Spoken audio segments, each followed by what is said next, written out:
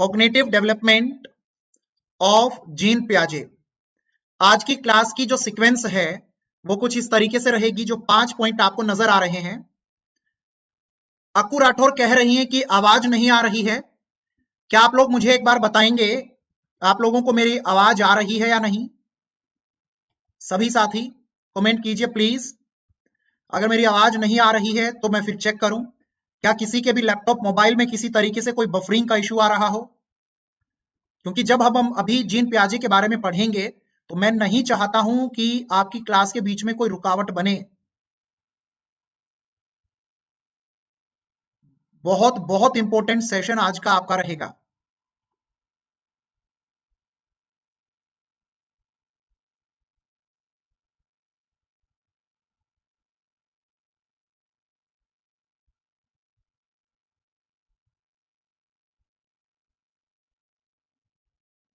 चलिए शुरू करें हम अपनी क्लास को। चलिए आइए साथियों शुरू करते हैं। सबसे पहले हम यहां पर जिसके बारे में बात करेंगे वो है जीन पियाजे जी, कि जीन पियाजे कहां के रहने वाले थे, किस तरीके से क्या कुछ बातें वो कहा करते थे, देखिएगा जरा। फिर स्कीमा, उसके बाद इक्विलिब्रियम डिसइक्विलिब्रियम, फिर अडेप्टेशन के 2 पार्ट, एसिमिलेशन अकोमोडेशन, और लास्ट में 4 स्टेजेस ऑफ कॉग्निटिव डेवलपमेंट। साथियों जीन पियाजे का जन्म 1896 में स्विट्जरलैंड में होता है और ये एक साइकोलॉजिस्ट थे।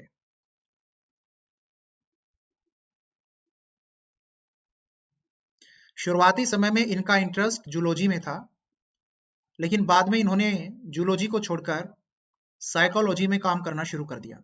अब साइकोलॉजी के भी बहुत सारे अलग अलग फील्ड होते हैं, तो इन्होंने डेवलपमेंटल साइकोलॉजी को लेकर के काम किया। डेवलपमेंटल साइकोलॉजी को लेकर हिंदी में आप इसे कहेंगे कि जीन पियाजे ने विकासात्मक मनोविज्ञान को लेकर के कार्य किया। किस तरीके से बच्चों का विकास होता है, इसके लिए इन्होंने अपने ही 3 बच्चों का अध्ययन किया और अध्ययन करने के बाद साथियों इन्होंने बहुत सारी हमें गजब की बातें बताई। इनकी थ्योरी का नाम है cognitive development theory.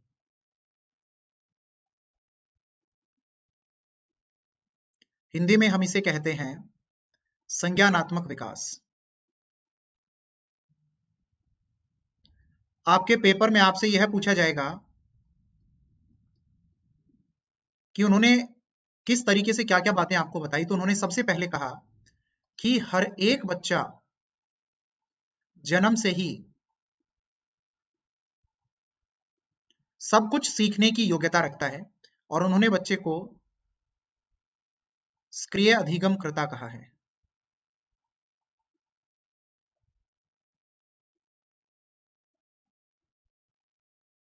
Okay, English में आप लिखेंगे एक्टिव लर्नर। अधिगम कर्ता की जगह खोजकर्ता शब्द भी आ सकता है, लर्नर की जगह आप लोग देखेंगे कि एक्सप्लोरर शब्द का भी इस्तेमाल हो सकता है। इन्होंने बच्चे को नन्हा वैज्ञानिक भी कहा, लिटिल साइंटिस्ट। उसके साथ साथियों जीन पियाजे आपको कहते हैं कि बालक अपने वातावरण के साथ सॉरी अपने वातावरण के साथ जितना सक्रिय रूप से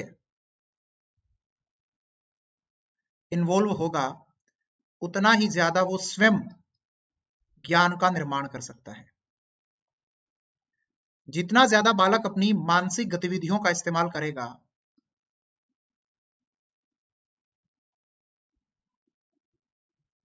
जितना ज्यादा बालक अपनी मेंटल एक्टिविटीज का इस्तेमाल करेगा उतना ज्यादा वो ज्ञान का निर्माण कर पाएगा।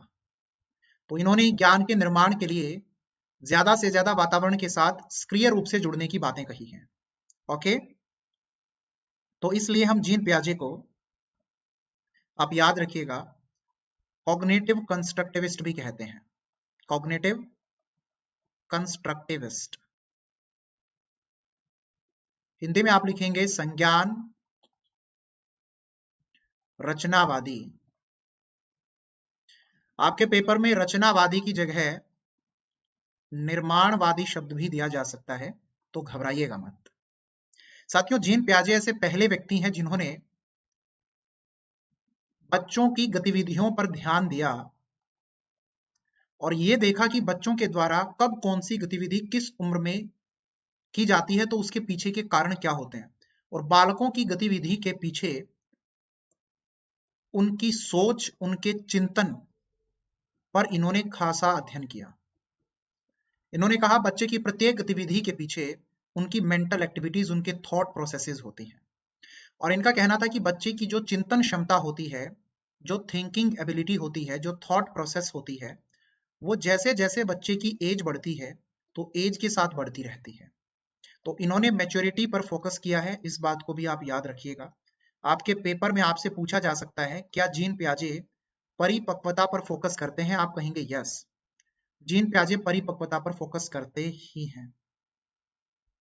बहुत बहुत इंपॉर्टेंट बातें यहां पर आपको बताई जा रही हैं, तो इन बातों को भूल मत जाइएगा कभी भी। आप लोग समझे मेरी बात को, कभी आप भूल जाओ।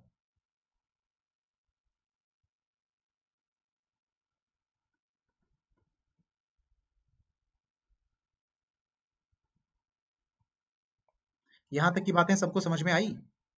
बहुत बढ़िया से आगे बढ़ सकता हूं मैं? चलो, अब हम आगे बढ़ते हैं।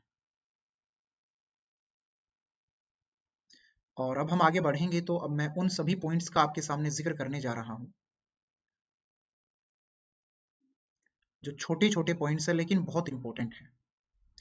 लिखिए, जीन पियाजे को हम फादर ऑफ चाइल्ड साइकोलॉजी भी कहते हैं, बाल मनोविज्ञान का जनक। यूपी में पेपर देने जा रहे हो ना, तो एक बात याद रख लेना, जो क्वेश्चंस होते हैं उनके लेवल होते हैं कि क्वेश्चन जो होगा वो मेमोरी लेवल का होगा, या कहिए कि नॉलेज लेवल का, या फिर अंडरस्टैंडिंग लेवल का, या फिर एप्लीकेशन लेवल का, या फिर क्रिएटिंग लेवल का। यूपी के अंदर जो आप लोगों का टीचिंग से रिलेटेड एग्जाम होगा भी, उसमें मेमोरी लेवल के क्वेश्चन ज्यादा पूछे जाते हैं। आपसे ये पूछा जाएगा अपलटावली कौन सी आयु में होती है, लेकिन आपसे ये नहीं पूछा जाएगा कि अपलटावली क्या होती है। समझ रहे हो ना जो मैं कहना चाहता हूं? आपसे ये पूछा जाएगा आपके पेपर में कि सेंट्रिसिज्म कौन सी स्टेज में, एज में बच्चा करता है, लेकिन ये नहीं पूछेगा सेंट्रिसिज्म क्या होता है। तो आप लोगों के पेपर के लेवल के अकॉर्डिंग सभी बातें मैं आपको बताऊंगा। आपके पेपर में आपसे पूछा जा सकता है स्कीमा को लेकर के क्वेश्चन, तो जल्दी से आप लोग एक बार स्कीमा को समझिए। अब जो बातें मैं आपको यहाँ पे बताऊंगा उस पर आप लोग ध्यान दीजिएगा, ठीक है? जैसे जैसे आप लोगों की क्लास आगे बढ़ेगी, आप लोगों की समझ जो है वो बेहतर होती चली जाएगी। ये सब लेवल आप लोगों को डिफाइन करेंगे आगे जब आप लोगों की क्लासेस होंगी, तो उनमें इन लेवल का जिक्र भी दिया गया है अर्चना जी। साथियों, स्कीमा क्या होता है, सबसे पहले आप ये देखिए। स्कीमा, स्कीमा को जीन पियाजे ने कहा कि ये एक मेंटल स्ट्रक्चर होता है। हिंदी में इसे कहा गया मानसिक संरचना। किस चीज की मानसिक संरचना, इसे बताया गया मेरे साथियों। पूरा फोकस क्लास में बना के रखिए, अगर एक बार पॉइंट निकल गया तो समस्या उत्पन्न हो सकती है, ठीक है? किस चीज की संरचना? मानसिक संरचना किस चीज की? ज्ञान की, सूचनाओं की, कौशल की, अनुभवों की। जीन पियाजे कहते हैं आए दिन आप लोगों को कोई ना कोई अनुभव होता रहता है, कौशल आप लोग अपने जीवन में प्राप्त करते रहते हैं, नई नई स्किल सीखते हो, ज्ञान आपको मिलता है, सूचनाएं आप इकट्ठी करते हो, सब आपके मस्तिष्क के अंदर एक संरचना के रूप में इकट्ठा होता रहता है, ठीक है? तो स्कीमा को हम लोग कह सकते हैं उनके अनुसार एक ग्रुप ऑफ नॉलेज, एक ग्रुप ऑफ नॉलेज, ज्ञान का एक समूह, ज्ञान का एक समूह, ठीक है साथियों? अब स्कीमा के अंदर होती हैं आप लोगों की छोटी छोटी स्कीम।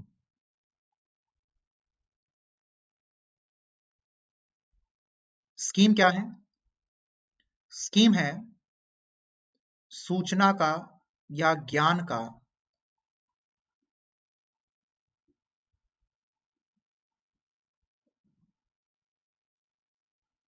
एक भाग या एक हिस्सा। कहिए सूचना का, ज्ञान का एक भाग या एक हिस्सा। ओके, चलिए एग्जाम्पल दूं मैं आप लोगों को। स्कूल में आप सभी लोग जाया करते थे, आपके पेपर में आ सकता है ये पॉइंट जो बताने जा रहा हूं।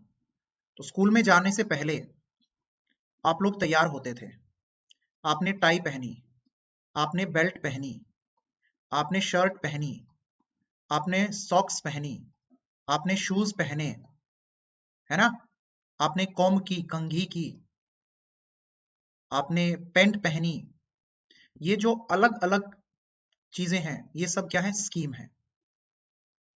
और इनको पहन करके जब आप तैयार हो गए तो वो आप लोगों की कंप्लीट ड्रेस बन गई। तो आपकी ड्रेस क्या है? स्कीमा। हमारी ह्यूमन बॉडी एक स्कीमा है, उसकी आईज, नोज, लेग्स, हैंड्स, ये अलग अलग पार्ट्स पे जाएंगे तो वो सब क्या है? वो सब स्कीम है। ठीक है, चलिए अब आपके पेपर में आपको दिया जाएगा एक वर्ड, इक्विलिब्रियम। साथियों कोई भी जो कॉन्सेप्ट होता है, ध्यान से सुनिए मेरी बात को, हर चीज का आपको एग्जाम्पल भी मिलेगा। ये मत सोचो आगे बढ़ते जा रहे हैं पीछे की चीजें छूट गई हैं। 4-5 पॉइंट एक साथ में जब समझोगे तो एक स्टोरी के माध्यम से वो आपको समझ में आएंगे। कोई भी कॉन्सेप्ट है, कोई भी जो टॉपिक है, या तो वो आपको क्लियर हो जाता है, या तो उस टॉपिक पे आपको क्लैरिटी होती है, या फिर उस टॉपिक पर आपको कंफ्यूजन होता है। ये दो ही चीजें होती हैं। कोई टीचर आपको पढ़ा रहा है, आप खुद से पढ़ रहे हैं, या तो आपको उस कॉन्सेप्ट पर, उस टॉपिक पर क्लैरिटी रहेगी, और अगर क्लैरिटी नहीं रहेगी तो आपको उस टॉपिक पर कंफ्यूजन रहेगी। इन दो में से एक चीज होती है। पक्का मानते हो मेरी इस बात को? तो आप लोगों को जहां कहीं भी इक्विलिब्रियम दिखाई दे, हिंदी में से संतुलन कहते हैं, इट मींस आप लोगों को कोई कंफ्यूजन नहीं है, आपको क्लैरिटी है। और डिस इक्विलिब्रियम को हिंदी में कहा जाता है असंतुलन। असंतुलन, इसका संबंध होता है कंफ्यूजन से, कि कहीं ना कहीं समस्या बनी हुई है। और जीन पियाजे आप लोगों को कहते थे डिस इक्विलिब्रियम होना जरूरी है। उनका कहना था डिस इक्विलिब्रियम अगर नहीं होगा, कंफ्यूजन अगर नहीं होगी, तो नया ज्ञान आपको नहीं मिलेगा। डिस इक्विलिब्रियम अगर हो रहा है तो वो कहते हैं आपकी मेंटल एक्टिविटीज, आपकी मेंटल एक्टिविटीज एक्टिव हो जाती हैं, सक्रिय हो जाती हैं। और जितनी ज्यादा एक्टिवनेस मेंटल एक्टिविटीज में होगी, उतना ज्यादा नॉलेज क्रिएशन होगा, उतना ज्यादा ज्ञान का निर्माण होगा। इनकी पूरी थ्योरी को आप ध्यान से समझो। जिस भी बच्चे का ध्यान एक सेकंड के लिए भी लेफ्ट टू राइट या राइट टू लेफ्ट या क्लास से इधर उधर हो जाएगा, मैं गारंटी देता हूं उस बच्चे को समझ में नहीं आएगा, उसको समस्या बनेगी ही बनेगी। और उस समस्या को दूर तभी किया जा सकता है जब पूरा फोकस क्लास में हो। अभी इक्विलिब्रियम डिस इक्विलिब्रियम मुझे पता है आपको समझ नहीं आया, उसका एग्जांपल दूंगा। पहले जो पॉइंट आपके स्क्रीन पे लिखे हुए हैं एक बार इनके पॉइंट भी लिख लो। अडेप्टेशन, अनुकूलन। जीन पियाजे कहते हैं आप लोगों के द्वारा आपको जिस तरीके से एडजस्ट करना होता है किसी भी स्थान, परिस्थिति आदि के अंदर, तो एडजस्ट की जगह अडेप्टेशन शब्द का उन्होंने इस्तेमाल किया, अनुकूलन शब्द का वो जिक्र करते हैं। अब इस अडेप्टेशन टर्म के अंदर दो आप लोगों को सब टर्म दी गई हैं जिसको आप एसिमिलेशन और एकोमोडेशन के नाम से जानते हैं। इस पर पक्का आपके पेपर में क्वेश्चन आता है, पता होगा आपको इस बात का। एसिमिलेशन और एकोमोडेशन पर प्रश्न आते हैं। आज से पहले भी आप लोगों ने प्रश्न देखे होंगे और सोल्व भी किए होंगे आप लोगों ने क्वेश्चन। तो देखिए जो एसिमिलेशन है ना, इसके साथ में लिखो जो आपको पहले से पता है वो क्या होता है? पूर्व ज्ञान। जो आप पहले से जानते हैं, जो आपको पहले से पता है, आप उसे पूर्व ज्ञान कहते हैं। ओके माय डियर स्टूडेंट्स, जो आपको पहले से पता है आप उसे पूर्व ज्ञान कहते हैं। प्लस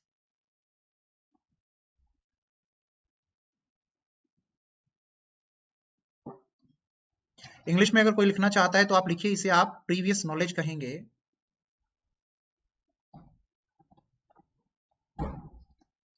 साथियों, इसमें कोई नया अनुभव, कोई नया ज्ञान, कोई नई सूचना जब आपके द्वारा जोड़ी जाती है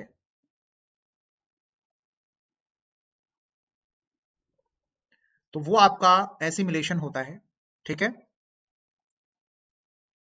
और नई सूचना जोड़ने तक की बात तो एसिमिलेशन होगी, लेकिन एकोमोडेशन क्या होगा? जब आपने पूर्व ज्ञान में, प्रीवियस नॉलेज में कुछ नया जोड़ने के बाद अपने पहले से मस्तिष्क में बने हुए किसी स्ट्रक्चर में चेंज भी कर लिया, प्लस चेंज, मॉडिफिकेशन, परिवर्तन, बदलाव, तो वो कहलाएगा आपका एकोमोडेशन, ठीक है। याद रखेंगे आप इस बात को। शेडो जी, थैंक यू वेरी मच, बहुत बहुत धन्यवाद आपका। ओमपाल, माही, प्रियंका, यहां तक की बातें सभी को समझ में आई आप लोगों को। और आप भी गर्दन को घुमाते रहा करो भाई, पूरा दिन आप लोगों के सामने क्लास लेते लेते जो गर्दन होती है ना, जाम हो जाती है एक जगह पे बिल्कुल, तो गर्दन को आप लोग भी घुमाते रहा करो। मेन है कि आप लोगों को समझ में आ जाए बस।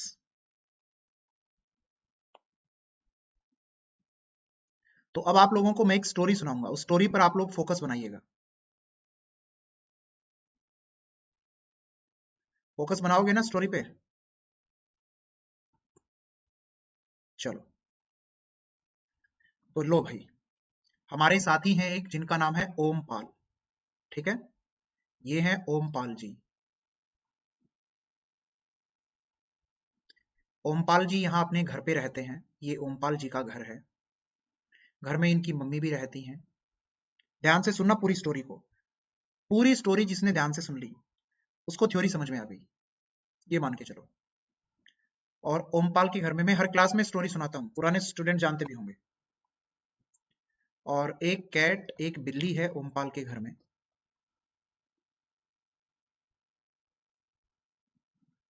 तो कैट कैसी होती है उसे पता है। कैट क्या है? एक स्कीमा।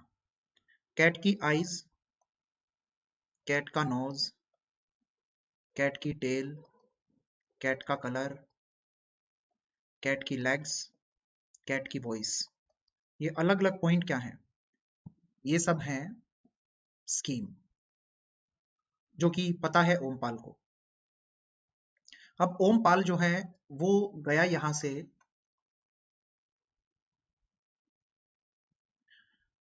अपनी बुआ के घर।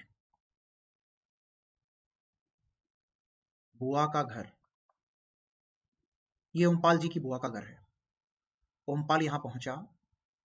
देखो, ओमपाल जो है वो बुआ के घर पे पहुंचा तो घर के बाहर खड़ा हुआ है। आप लोगों को देखो ओमपाल यहाँ खड़ा हुआ नजर भी आ रहा होगा।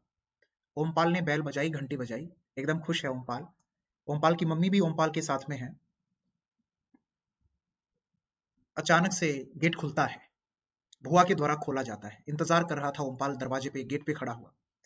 जैसे ही दरवाजा खुला तो अचानक से ओमपाल एक बात कहता है, मम्मी देखो, बड़ी बिल्ली। क्या बुआ को बड़ी बिल्ली कह दिया ओमपाल ने? बुआ को बड़ी बिल्ली नहीं कहा। ओमपाल अपने घर पे जब था तो उसको अपने घर पे बिल्ली देखने का अवसर प्राप्त हो चुका है। उसे पता है कि बिल्ली कैसी होती है। और वैसा ही कुछ ओमपाल जी को देखने को मिल गया। बुआ के घर पे जब पहुंचा तो जब दरवाजा खुला तो दरवाजा खुलते ही उसने क्या कहा? बड़ी बिल्ली। अब आप मुझे एक बात ये बताना कि बिल्ली का स्ट्रक्चर क्या ओमपाल के पास पहले से मौजूद था? क्या उसे पता था बिल्ली कैसी होती है? पता था ना? तो जब वो नए वातावरण में गया, नए स्थान पर गया, नई जगह पर गया, तो वहां जाने के बाद क्या उसको कोई कंफ्यूजन हुई? क्या उसको कोई समस्या हुई? कोई भी कंफ्यूजन नहीं हुई, कोई भी समस्या नहीं हुई। कोई भी कंफ्यूजन नहीं हुई, कोई भी समस्या नहीं हुई। तो जब कंफ्यूजन नहीं हुई, समस्या नहीं हुई, तो क्या है? क्लैरिटी। उसे पता है कि बिल्ली कैसी होती है। चीजें क्या हो गई? मैच हो गई। तो जो आपको पहले से पता है, किसी नई स्थान आदि पर जाने पर वहां पर चीजों को देखने पर वो मैच हो रहा हो तो वो इक्विलिब्रियम होगा। तो इक्विलिब्रियम क्लियर हो गया। अब ओमपाल घर के अंदर घुस गया। देखो देखो धीरे धीरे से ओमपाल को देखो घर के अंदर चला गया है, ये चला गया, ये ओमपाल आ गया अब घर के अंदर। अब बच्चों की तो आदत होती है चीजों को छेड़ने की। ओमपाल इधर उधर से चीजों को छेड़ रहा था। तो जैसे ही ओमपाल ने चीजों को इधर उधर छेड़ा तो अचानक से ओमपाल को एक आवाज सुनाई देती है, भौं। ओमपाल को कौन सी आवाज सुनाई दी? ओमपाल को आवाज जो सुनाई दी वो सुनाई दी भौं की। अब ओमपाल ने देखा था ये तो बड़ी बिल्ली है, इसकी तो वही दो आंखें हैं, वही एक नाक है, पूंछ भी है, ये भी सफेद रंग की है जो हमारे घर पे थी वैसी सफेद रंग की है, इसकी तो चार टांग भी वैसी ही हैं जैसी मेरे घर पे बिल्ली की थी, ये तो बिल्ली है। लेकिन ये भौंकी आवाज कहां से आ गई? बिल्ली तो म्याऊ ऐसे करती है। कैसे करती बिल्ली? म्याऊ, है ना भाई, बिल्ली तो म्याऊ करती है। अब ये वॉइस जो थी वो मैच नहीं हुई तो क्या हो गया? असंतुलन, डिसइक्विलिब्रियम, है ना। अब समझ में आया इक्विलिब्रियम और डिसइक्विलिब्रियम क्या होता है? चलो एक एक बार सभी बोलो, म्याऊ। बोलो तो सही, सिर्फ मुझसे बुलवाए जा रहे हो, हाँ। बदमाश सभी के सभी हैं, मुस्कुरा रहे हैं। चलो अब आगे बढ़ते हैं। तो इक्विलिब्रियम डिसइक्विलिब्रियम समझ में आया। जो उसके पास पहले से स्कीमा मौजूद था उसमें कोई नया एक्सपीरियंस जो उसे प्राप्त हुआ वो फिट नहीं बैठा। तो जब कोई आपका नया अनुभव आपको होता है और वो फिट ना बैठे तो उसे डिसइक्विलिब्रियम बनता है।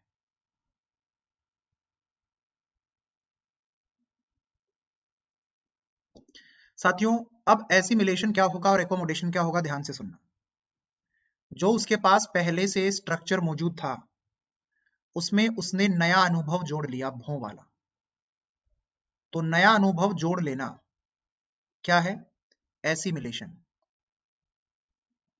और नया अनुभव जोड़ने के बाद उसने चेंज कर लिया अपने स्ट्रक्चर में हर एक वो चीज जो इस तरीके से चार आंखों वाली नहीं, चार पैरों वाली, आंखें तो दो ही होती है, वो बिल्ली नहीं कुछ और भी हो सकता है। तो जब उसने अपने प्रीवियस स्ट्रक्चर में स्कीमा में चेंज भी कर लिया तो वो एकोमोडेशन हो गया। तो मैं उम्मीद करता हूं अब आप कभी भी जिंदगी में नहीं भूलोगे, उम्मीद तो कर ही रहा हूं। बाकी आप लोग भूल जाओगे तो कभी फिर से बता दूंगा भाई। हम तो इतना ही कर सकते हैं कि आप सब मेरे साथी हैं, आपको मैं फिर से बता दूं। अब हम जिसके बारे में डिस्कस करेंगे वो है जीन पियाजे की ये चार स्टेजेस जो आपके लिए काफी इंपॉर्टेंट हैं।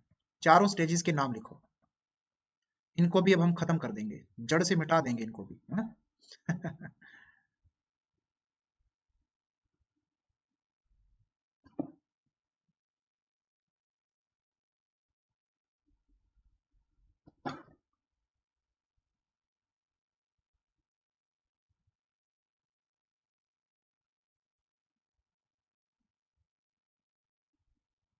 लिख लिए चारों के नाम आप लोगों ने? चलो इंग्लिश हिंदी दोनों में आपकी स्क्रीन पर देखिए, आपको नजर आ रहे हैं। सबसे पहले मैं आप लोगों को एक बात और बता दूं, जीन पियाजे ने कॉग्निटिव डेवलपमेंट की जो चार स्टेजेस बताई हैं मेरे साथियों, चारों स्टेजेस की एज अलग अलग होती है, पहली बात। दूसरी बात, उनका कहना था चारों स्टेजेस को उन्होंने चिंतन के आधार पर, बालकों के द्वारा जो थिंकिंग की जाती है उसके आधार पर डिवाइड किया, उसके आधार पर बांटा है। उनका कहना था इसकी सीक्वेंस यही होती है और आप इस सीक्वेंस को चेंज नहीं कर सकते। सबसे पहली स्टेज आती है सेंसरी मोटर स्टेज, जन्म से लेके 2 वर्ष। इसमें आप लोग देखेंगे सेंसरी मोटर, दो शब्द छुपे हुए हैं, एक सेंसेस तो दूसरा मोटर। सेंसेस जो शब्द है इसे आप हिंदी में कहते हैं इंद्रियां। इंद्रियां कितनी होती हैं? 5। और मोटर शब्द की जगह एक्टिविटी शब्द आपको लिखना होगा। मोटर का मतलब होता है एक्टिविटी, हिंदी में आप इसे कहते हैं गतिविधि। तो सेंसेस होती हैं आप लोगों की 5, आंख, नाक, कान, जीभ, त्वचा। तो पियाजे का कहना था कि फर्स्ट स्टेज में बच्चे के थिंकिंग टूल, चिंतन औजार, ये क्वेश्चन आपके पेपर में आ सकता है। क्या होते हैं? बच्चे की सेंसेस होती हैं। बच्चे की लर्निंग किस पे डिपेंड करेगी? बच्चे की थिंकिंग, एक्टिविटी, सब किस पे डिपेंड करेगा? बच्चे की सेंसेस पर। तो उनका कहना था बच्चे की सेंसेस को ज्यादा से ज्यादा ट्रेन किया जाना चाहिए, ज्यादा से ज्यादा ट्रेनिंग, प्रशिक्षण दिया जाना चाहिए बच्चे की सेंसेस को। इस समय पर बच्चा सेमी वर्बल होता है, पूर्ण रूप से बोल नहीं पाता, अर्धभाषी आप इसे कहते हैं, अर्धभाषी। उसके बाद मेरे साथियों यही वो स्टेज होती है जिस स्टेज पर बच्चा ऑब्जेक्ट परमानेंस करता है। मोस्ट इंपोर्टेंट पॉइंट, कहीं और से क्वेश्चन आए या ना आए, ये वाला पॉइंट जरूर आपके पेपर में आएगा, 101% आएगा। वस्तु स्थायित्व आज से पहले भी आया है, आगे भी आएगा, और यही आपको सबसे ज्यादा कंफ्यूज करता है। यही वो स्टेज होती है जब बच्चा कॉज एंड अफेक्ट, ठीक है, कारण और प्रभाव की समझ पा लेता है, कारण और प्रभाव की समझ पा लेता है। माय डियर स्टूडेंट्स, यही वो एज होती है, यही वो समय होता है। ओके, चलिए, तो यहां तक की बातें आप सभी को समझ में आ चुकी हैं। अब हम आगे बढ़ते हैं। आप सभी की स्क्रीन पर देखिए, आपको 6 पॉइंट नजर आ रहे होंगे। ये सेंसरी मोटर स्टेज की जो स्टेज नंबर 1 है पियाजे की, इंद्रिय गामक अवस्था, उसकी सब स्टेजेस हैं। इनके नाम और एज सिर्फ आपके पेपर में आ सकते हैं। ये होती क्या है इस कोर्स में आपको जानने की जरूरत नहीं है, ठीक है। अब इस पर भी क्वेश्चन आने लगे हैं, तो इनका नाम आपको पता होना चाहिए। इंद्रिय गामक अवस्था की ये सब स्टेजेस हैं। आपके पेपर में आपसे पूछा जा सकता है सब स्टेजेस कितनी होती हैं, उप अवस्था कितनी है पहली स्टेज की? आप लोग कहोगे 6 होती हैं, ठीक है। सभी के नाम आपकी स्क्रीन पर लिखे हुए हैं, सभी की एज आपकी स्क्रीन पर लिखी है, आपको नजर आ रही होंगी। ओके, चलिए, अब हम स्क्रीनशॉट ले लो इसका।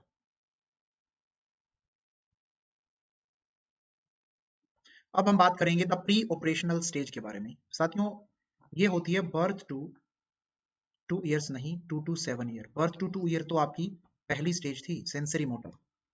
इसके अंदर जो लिखा प्री शब्द, प्री का मीनिंग होता है बिफोर, और हिंदी में इसके साथ लिखा है पूर्व शब्द। पूर्व का मतलब होता है पहले। ऑपरेशन का मतलब होता है लॉजिक या कहिए रीजनिंग, और संक्रिया का मतलब होता है तर्क लगाना, तर्क करना। तो आप लोग बताइए, क्या बच्चा इस समय पर तर्क वितर्क कर सकता है या नहीं कर सकता है? एक एक कमेंट मैं सभी की ओर से चाहूंगा। वो स्लाइड लास्ट में दिखा दूंगा फिर से, अभी जो स्क्रीन पर चल रहा है उस पर ध्यान दो सभी साथी। काफी इंपॉर्टेंट पॉइंट चल रहा है, इस पे आप लोगों का ज्यादा ध्यान होना चाहिए। ओके, जो पॉइंट रह गया है कोई बात नहीं, वो मैं आपका करवा दूंगा, वो पॉइंट मैं आप लोगों को बता दूंगा, घबराइए मत। जो पहले स्क्रीन पर चल रहा है उस पर ज्यादा ध्यान दीजिए, ठीक है।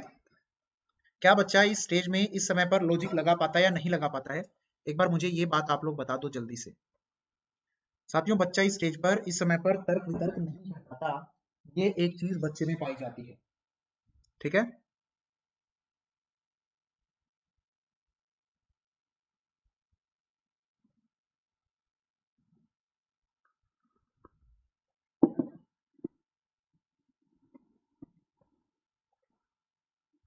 चलिए, तो लिखते हैं इसके पॉइंट। साथियों, बच्चे का चिंतन जो है यहां पर अतार्किक होता है, बिना तर्क का चिंतन होता है। इस समय पर बच्चे के अंदर अहम केंद्रिता काफी देखी जाती है, हर चीज को अपनी कहना, मैं शब्द का ज्यादा इस्तेमाल करना, जो चीज उसे सही लगेगी वो सही, जो चीज उसे गलत लगेगी वो गलत। पड़ोसी के घर जाएगा, खिलौना उठाकर ले आएगा, कहेगा मेरा है। जीववाद, एनिमिज्म बच्चे में होता है। चांद आधा निकला है, बच्चा कहेगा चांद नाराज है, आधा छुपा हुआ है। कहीं बच्चा घूम रहा है, गिर गया, बच्चा रोने लगा, आप बच्चे को चुप मत करवाइए। वो जिस पत्थर की वजह से ठोकर लग के गिरा है, उस पत्थर की पिटाई कर दो, बच्चा खुश हो जाएगा, उसे लगेगा कि इसको भी चोट लगी। तो लिविंग नॉन लिविंग दोनों को डिफ्रेंशिएट नहीं कर पाता, हर चीज में जीवन समझता है। बच्चे के अंदर यहाँ पर सेंट्रिसिज्म होता है। सेंट्रिसिज्म, केंद्रिता। इसका अर्थ ये है मेरे साथियों कि बच्चा एक समय पर एक चीज पे फोकस कर सकता है, एक समय पर एक जगह फोकस, एक से ज्यादा जगह फोकस नहीं कर सकता। इस समय बच्चे के अंदर इररिवर्सिबिलिटी होती है। इस पर प्रश्न आपके पेपर में पक्का आता है कि किस समय पर बच्चे में इररिवर्सिबिलिटी होती है। यही वो समय होता है, हिंदी में आप इसे कहते हैं अपलटावली। ओके माय डियर स्टूडेंट्स,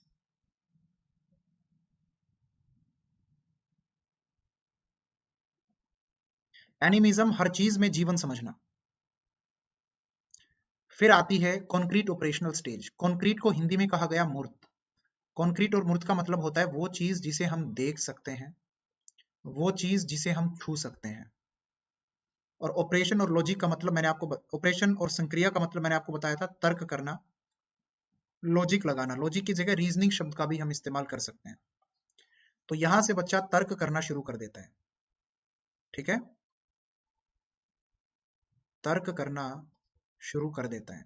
आपसे पूछा जाएगा बच्चे के चिंतन में कब से तर्क देखा जाता है, आप कहोगे इस समय से ही, ठीक है। लॉजिक स्टार्ट कर देता है बच्चा इस समय से लगाना, लॉजिकल थिंकिंग बच्चे की हो जाती है। याद रखिएगा इस पॉइंट को। नेक्स्ट पॉइंट साथियों जो हमारा निकल करके आता है वो ये कि यही वो स्टेज होती है, यही वो समय होता है कि जब बच्चे के अंदर डिसेंट्रिसिज्म आ जाता है, विकेंद्रिता। विकेंद्रिता, मल्टीपल चीजों पर फोकस कर सकता है एक साथ में। यही वो समय होता है जब बच्चे के अंदर क्लासिफिकेशन आ जाता है, वर्गीकरण। यही वो समय होता है जब बच्चे के अंदर मेरे साथियों रिवर्सिबिलिटी आ जाती है, पलटावली। असेंडिंग डिसेंडिंग दोनों तरीके से चल सकता है, आगे और पीछे किसी भी चीज टॉपिक पर आगे जाएगा उसी पर सेम तरीके से पीछे भी लौट सकता है। बच्चे में कंजर्वेशन आ जाता है, संरक्षण आ जाता है। साथियों बच्चे के अंदर इंडक्टिव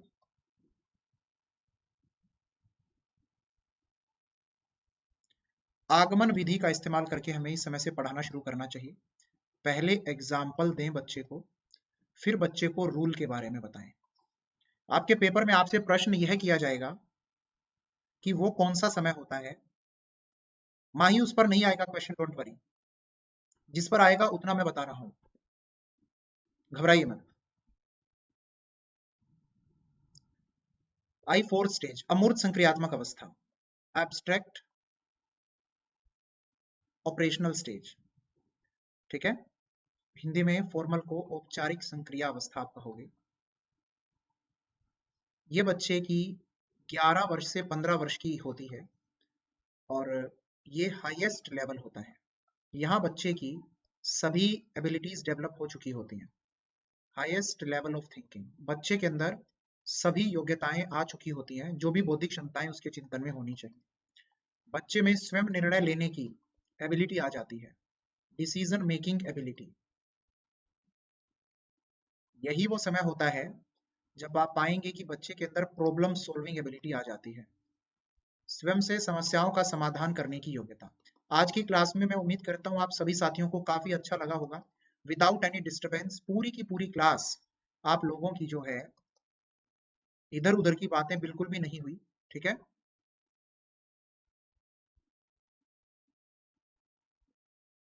टू द पॉइंट सारी बातें हुई हैं। हाइपोथेटिकल